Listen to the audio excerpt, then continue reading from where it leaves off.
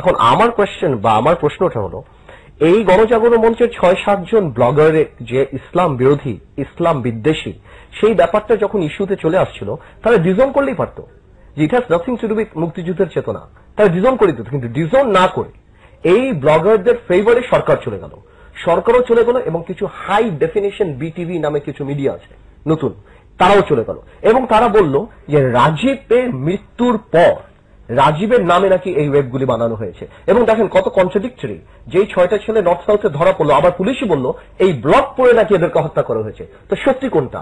Plus আমার দেশে news আসলো, রিট নাম্বার 886/2012 তে রিট একদম প্রমাণ করে দিল, রিটে সব কাগজপত্র চলে আসলো, সরকার কিন্তু পিছের দিকে চলে গেল। এবং আজকে 2.5 মাস পর সরকার উপলব্ধি করলো যে না, নবী করিম সাল্লাল্লাহু আলাইহি ওয়াসাল্লামকে নিয়ে বাজে কথা বলা হয়েছে। তো সত্যি কথা এটা, সরকার একটা টেকনিক্যাল প্রবলেম আছে। প্রবলেমটা হলো কি, সরকার তো অস্থির হয়ে গেল।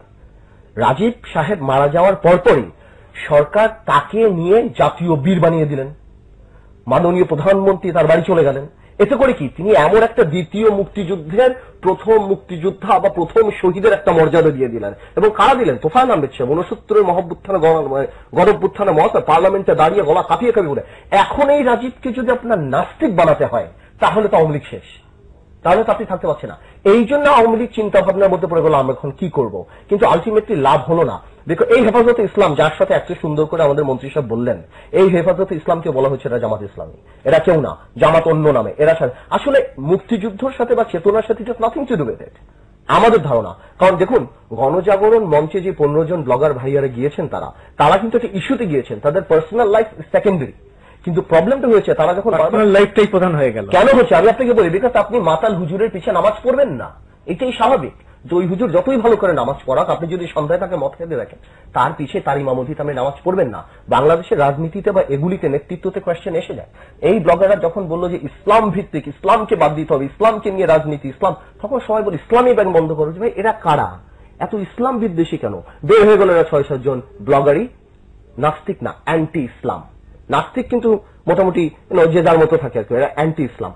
তখন যখন হেফাজতে ইসলাম থেকে আরম্ভ করলো, আপনি দেখলেন চরমোনাই সাহেব যে মিটিংটা করলো, অনেক মিডিয়াকে আমি সাইলেন্ট দেখেছি, ইট ওয়াজ এ হিউজ ক্রাউড কিন্তু। এবং এই হেফাজতে ইসলাম যখন বললো, আপনি কোনোভাবে তাদের সাথে করতে পারলেন না। এখন আওয়ামী লীগ কনফিউজড হয়ে গেছে। বাট আজকে আমার কাছে খারাপ লেগেছে, মানে আমার মায়া লাগছে এই জিনিসটা দেখে। আজকে ইমরানের সরকার যদি এখানে দাঁড়িয়ে বলে দিত, আজকে ইমরানের সরকার যদি এখানে দাঁড়িয়ে বলে দিত, 3 জন কেন 10 জন চলে যাক এই ব্লগারদের, যারা অ্যান্টি ইসলাম কথা বলে তাদেরকে ধরে নিয়ে যাক, but we still stick to the spirit. আমরা এখনো মুক্তিযুদ্ধের পক্ষের চেতনা নিয়ে আমরা দাঁড়িয়ে থাকবো, তাহলে কিন্তু হতো।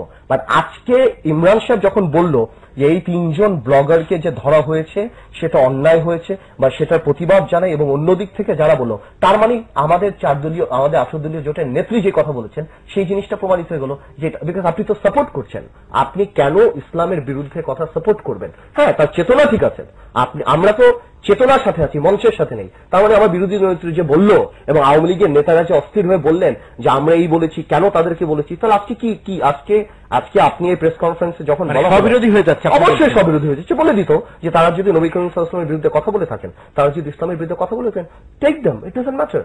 গণজাগরণ মঞ্চ কোনো ব্যক্তি না, এটা কোনো লিমিটেড কোম্পানি না যে আজকে ইমরানের সরকার না থাকলে গণজাগরণ মঞ্চ থাকবে না। তা আমার মনে হয় সরকারের জন্য এটা বুমেরাং হয়ে গেছে, সরকার এখন কিছু করতেও পারছে না। বিকজ আজকে যে একজন যিনি বললেন, একজন ইসলামিক দলের নেতা আপনার এই টিভিতে যে বললেন যে এটা একটা সরকার একটা আইওয়াশ দিচ্ছে, কুড বি, বিকজ এখনো কেন সরকার আসলগুলিকে ধরা হচ্ছে না?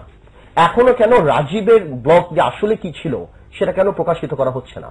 এবং অন্যান্য যে থাবা বাবা থেকে আরম্ভ করে অন্যান্য যে ব্লগগুলি ছিল, এত সময় লাগছে কেন? আইসিটিআর এর 2006 যে আইন ছিল, আজকে দিবি বললো, এতদিন পর এদের নাড়া পড়লো 2.5 মাস পর।